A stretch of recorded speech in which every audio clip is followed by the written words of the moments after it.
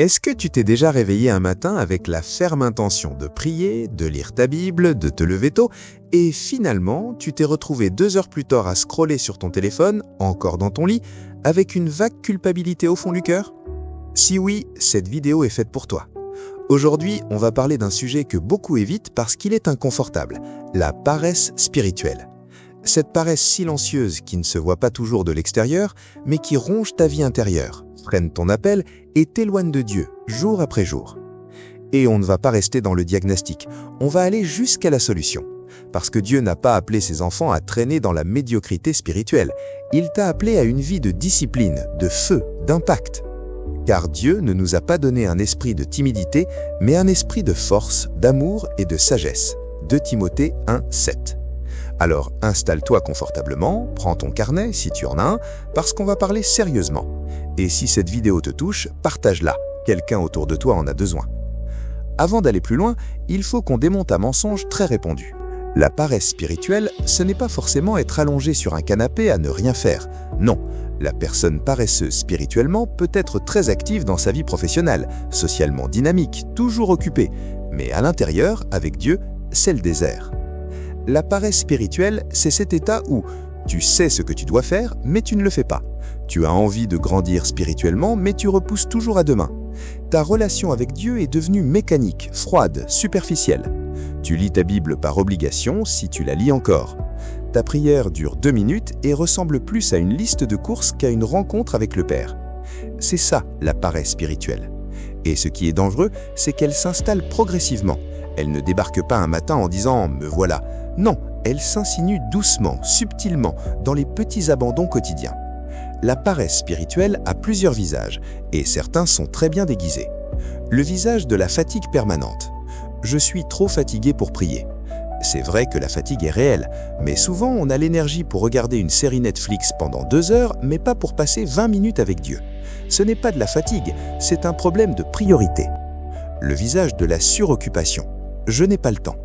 La personne la plus occupée peut trouver le temps pour ce qui lui tient vraiment à cœur. Si tu n'as pas de temps pour Dieu, c'est que Dieu n'est pas encore au centre de tes priorités. Et c'est difficile à entendre, mais c'est une vérité d'amour. Le visage du découragement. J'ai essayé tellement de fois de me discipliner et j'ai toujours échoué. Ce visage-là est particulièrement insidieux parce qu'il utilise tes échecs passés pour t'empêcher d'avancer. C'est un mensonge de l'ennemi. Tu n'es pas défini par tes chutes, tu es défini par la grâce qui te relève. Le visage de la satisfaction religieuse. J'ai été à l'église dimanche, j'ai donné ma dîme, j'ai participé à l'activité du groupe. C'est le visage le plus trompeur. On peut être très actif dans une église et pourtant avoir une vie spirituelle personnelle complètement atrophiée. L'activité religieuse ne remplace pas la relation personnelle. Ce peuple m'honore des lèvres, mais son cœur est loin de moi. Matthieu 15:8. Tu veux savoir pourquoi la paresse spirituelle est si grave? Parce qu'elle ne tue pas instantanément. Elle anémie, elle affaiblit progressivement. Comme une plante qu'on n'arrose pas, elle ne meurt pas en une journée, mais chaque jour sans eau est un jour de plus vers la mort. La paresse spirituelle te rend vulnérable aux attaques de l'ennemi. Un soldat non entraîné perd au combat. Ta vie de prière est ton armure. Déconnecté de la voix de Dieu, si tu ne passes pas de temps avec lui, tu n'entends plus sa direction. Inefficace dans ton appel, tu ne peux pas accomplir ce pourquoi tu as été créé si ta source spirituelle est tarie. Influencé par le monde, le vide que Dieu devrait occuper sera rempli par autre chose, les réseaux sociaux, les opinions humaines, les peurs. Pour guérir un mal, il faut en connaître la racine. On ne soigne pas les feuilles quand c'est la racine qui est malade. Alors, quelles sont les vraies racines de la paresse spirituelle? La première racine, c'est une vision appauvrie de qui est Dieu. Quand tu ne vois pas clairement la grandeur, la gloire, la beauté et l'amour de Dieu, il devient difficile d'être motivé pour le chercher. Si ta prière est froide, c'est souvent parce que ton image de Dieu est petite. Quand Ésaïe a eu une vision de Dieu dans le temple, les séraphins, la fumée, le trône élevé, sa réponse immédiate n'a pas été la paresse, c'était la prostration et l'ardeur. Une révélation de Dieu brûle la paresse. Je vis le Seigneur assis sur un trône très élevé et les pans de sa robe remplissaient le temple. Ésaïe 6:1. La deuxième racine, c'est l'absence de vision claire pour ta propre vie. Quand tu ne sais pas où tu vas, à quoi tu es appelé, quelle est ta mission, il est difficile de maintenir la discipline. La discipline a besoin d'un objectif pour se nourrir. Un athlète qui s'entraîne pour les Jeux Olympiques ne saute pas une séance d'entraînement facilement. Pourquoi? Parce qu'il a une vision claire de la médaille. Quand ta vision de ton appel est floue, ta discipline sera fragile. Parfois, derrière la paresse spirituelle se cachent des blessures profondes, des déceptions avec Dieu, des prières qui semblent ne pas avoir été exaucées, des moments où tu t'es senti abandonné. Et alors tu t'es progressivement retiré de la relation comme on se retire d'une amitié qui nous a blessés. C'est important de nommer ça. Peut-être que ta paresse spirituelle est en réalité une blessure relationnelle avec Dieu que tu n'as pas encore guérie. Et il faut en parler à Dieu. Il peut le supporter. Il est assez grand pour nos colères et nos déceptions. Dis-moi qui t'entoure, je te dirai qui tu deviendras. Si tu passes la majorité de ton temps avec des personnes qui n'ont aucune vie spirituelle, dont les conversations ne s'élèvent jamais au-delà du futile, ton niveau spirituel s'alignera à celui des leurs. Ce n'est pas un jugement, c'est de la physique spirituelle. L'environnement joue un rôle crucial dans ta discipline, et dans la partie 3, on verra comment le transformer. On arrive maintenant au cœur de la vidéo, pas juste du diagnostic, de l'action. Ces 7 étapes, si tu les appliques sérieusement, vont transformer ta vie spirituelle. Mais attention, la transformation ne vient pas de les connaître, elle vient de les pratiquer. La première étape, c'est l'honnêteté radicale avec toi-même. Pas de faux semblants, pas de justification. Juste regarder ta vie spirituelle en face et dire la vérité. Pose-toi cette question. Depuis combien de temps je n'ai pas eu de vraie rencontre avec Dieu en prière? Quand ai-je lu la Bible la dernière fois avec une vraie inf? Est-ce que ma vie spirituelle aujourd'hui me satisfait Dieu? Qu'est-ce que j'ai laissé prendre la place de Dieu dans mon agenda? Ce bilan n'est pas pour te condamner, c'est pour te situer. On ne peut pas tracer un chemin sans savoir où on est. Et c'est la grâce de Dieu qui rend possible ce regard lucide sur soi-même. Examine-toi et éprouve-toi. 2 Corinthiens 13:5. Après le bilan, la deuxième étape, c'est de raviver ta vision de Dieu. Et pour ça, il y a un outil extraordinaire qu'on utilise trop peu, la méditation sur la parole. Prends des passages de la Bible qui parlent de la grandeur de Dieu. Psaume 139, Ésaïe 40, Apocalypse 4. Lis-les sentement, relis-les. Ferme les yeux et laisse les images te pénétrer. Laisse la grandeur de Dieu te submerger. Quand tu passes 1 heure à contempler qui est vraiment Dieu, sa puissance créatrice, son amour infini, sa sainteté absolue, la paresse devient absurde. Comment peut-on rester paresseux devant le roi des rois? Arrêtez-vous et sachez que je suis Dieu. Psaume 66, 11. Dans l'Ancien Testament, les patriarches, quand ils vivaient une rencontre avec Dieu, construisaient un autel, un lieu de mémoire, un endroit dédié à la présence de Dieu. Toi aussi, tu as besoin d'un autel personnel, un lieu physique dans ta maison, un coin de ta chambre, une chaise particulière, un bureau, où tu vas te retrouver avec Dieu chaque jour. Ce lieu va devenir sacré, ton cerveau va l'associer à la prière et y aller deviendra progressivement naturel. Comment aménager cet autel? Une Bible et un carnet de prière, un fond calme, pas de notifications, pas de téléphone allumé, une courte liturgie personnelle pour entrer en présence, un chant, un psaume lu à voix haute, un moment de silence. L'autel, c'est la structure extérieure qui soutient la discipline intérieure. Ne sous-estime pas son pouvoir. Voici une vérité que les neurosciences confirment et que les maîtres spirituels ont toujours su. Il faut environ 21 à 66 jours pour qu'un nouveau comportement devienne une habitude ancrée. La discipline n'est pas une décision instantanée, c'est une construction progressive. Alors, voici le défi concret. Prends un engagement de 21 jours, écris-le, signe-le, et dis-toi que pendant ces 21 jours, peu importe comment tu te sens, peu importe si tu as envie ou pas, tu iras à ton autel chaque matin. Commence petit, 15 minutes, pas 2 heures. La clé au départ n'est pas la durée, c'est la régularité. Un croyant qui prie 15 minutes chaque jour dépasse spirituellement celui qui fait une séance de 2 heures une fois par semaine. Consacre-toi à l'exercice de la piété, 1 Timothée 4:7. Beaucoup abandonnent la prière parce qu'ils ne savent pas quoi dire après « Seigneur ». Alors voici une structure simple mais puissante que tu peux utiliser chaque jour. On peut l'appeler la méthode ACTIS, en français, adoration, confession, thanksgiving, action de grâce, supplication. A. Adoration. Commence par louer Dieu pour qui il est, pas pour ce qu'il fait. Adore sa sainteté, sa puissance, son amour, sa fidélité. 3 à 5 minutes minimum. C. Confession. Présente ta vie à la lumière de sa sainteté. Qu'est-ce qui ne lui plaît pas? Confesse-le honnêtement. Ne justifie pas. Demande pardon et reçois-le. T. Thanksgiving. Remercie concrètement. Pas de façon vague. Nomme des choses précises. ta santé, une grâce reçue hier, une porte ouverte, la parole qui t'a nourri. S, supplication.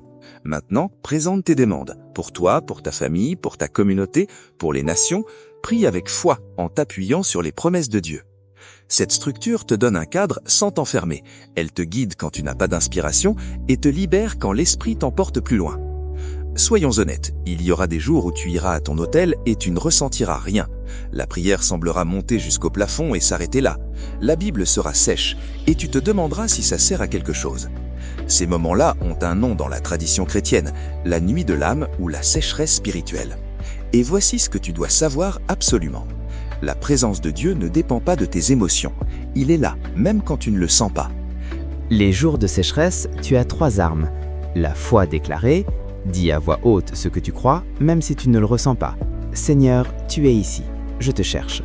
La louange obstinée, loue Dieu en dépit de tes émotions. C'est le sacrifice de louange dont parle l'Écriture. Pas quand ça coûte rien, mais quand ça coûte quelque chose. La parole lue à voix haute. Quelque chose se passe quand tu lis la parole à voix haute. Elle peut naître différemment. Elle brise le brouillard. Même si je marche dans la vallée de l'ombre de la mort, je ne crains aucun mal. Psaume 23, 4. Les jours de sécheresse ne sont pas une punition. Ce sont des invitations à une foi plus profonde. Une foi qui ne dépend plus des émotions, mais de la vérité. Étape 7. Construire une communauté de discipline. La 7e étape est celle que beaucoup négligent, la communauté de discipline. La Bible ne nous a pas appelés à un chemin solitaire. Nous avons besoin de frères et de sœurs qui marchent avec nous, qui nous challengent, qui nous demandent des comptes. Tu as besoin de ce que les anciens appelaient un compagnon de route, ou ce que le monde des affaires appelle un partenaire de responsabilité. Quelqu'un à qui tu peux envoyer un message le matin « J'ai fait mon temps de prière aujourd'hui ». Quelqu'un qui te demandera « Comment va ta vie spirituelle vraiment ?» Ce n'est pas de la faiblesse que d'avoir besoin des autres, c'est de la sagesse. Même les plus grands hommes de Dieu avaient des Timothée, des Barnabas, des Josué autour d'eux. L'air aiguise l'air, et l'homme aiguise le visage de son ami. Proverbe 27, 17. Je veux parler maintenant d'un ennemi que personne ne nomme vraiment, le confort. Dans notre société moderne, le confort est devenu une valeur suprême. Être à l'aise, éviter la douleur, fuir l'effort. Et cette culture du confort s'est infiltrée dans notre spiritualité. On veut une foi sans sacrifice, une croissance sans effort, une relation avec Dieu sans discipline. Mais toute la Bible témoigne d'un chemin différent. Entrez par la porte étroite, car large est la porte et spacieux le chemin qui mène à la perdition. Matthieu 7, 13. Le chemin de la discipline spirituelle n'est pas confortable au début. Il demande de se lever quand la chair veut rester au lit, de prier quand l'esprit ne ressent rien, de jeûner quand le corps crie, de lire la parole quand Netflix appelle. Mais voici la vérité extraordinaire. Plus tu exercices ta discipline, moins elle te coûte. Ce qui était au début une lutte devient une habitude. Ce qui était une habitude devient un amour. Et ce qui était un amour devient une identité. Tu ne t'efforçais plus à prier, tu es quelqu'un qui prie. C'est ça la transformation de la paresse en discipline de fer. Pas une victoire unique, mais une succession de petites décisions quotidiennes qui façonnent un caractère. Pour finir, je veux te parler des fruits, parce que la discipline n'est pas une fin en soi, elle est un moyen.